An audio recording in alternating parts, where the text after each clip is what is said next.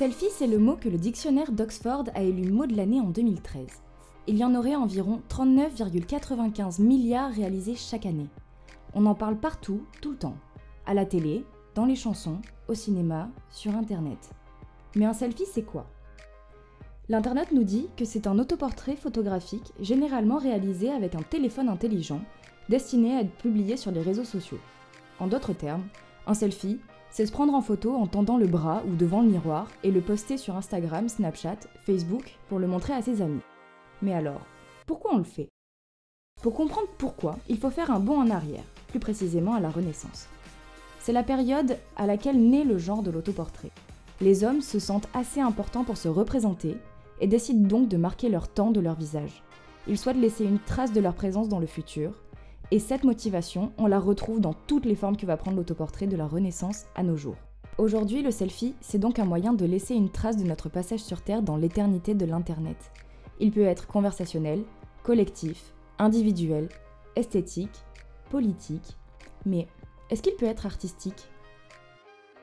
Si on s'intéresse à Ai Weiwei, l'un des plus grands représentants du selfie, on s'aperçoit qu'il l'utilise pour servir une cause, faire passer ses messages et revendications. On garde pour exemple son exposition Safe Passage, retraçant son périple à travers les camps de migrants dans le bassin méditerranéen. Le selfie y est ici l'élément central. C'est son moyen de témoigner au monde ce qu'il a vu et vécu durant son voyage.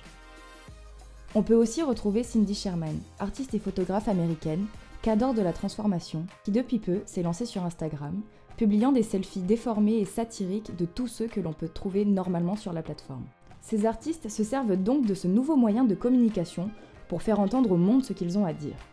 Mais faut-il être un artiste pour faire un selfie dit artistique ? Regardez cette photo. C'est le premier selfie à questionner le monde de l'art, tant l'image est belle et différente de ce que l'on voit habituellement sur les réseaux. Pourtant, ce n'est pas Picasso ni Ai Weiwei qui en est l'auteur.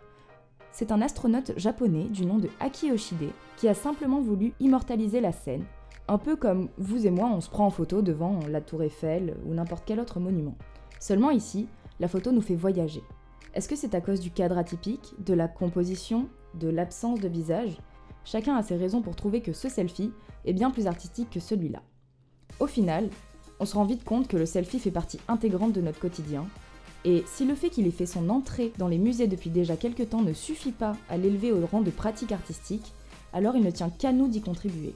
Tout le monde est capable de faire un beau selfie, d'autant plus d'en faire un artistique.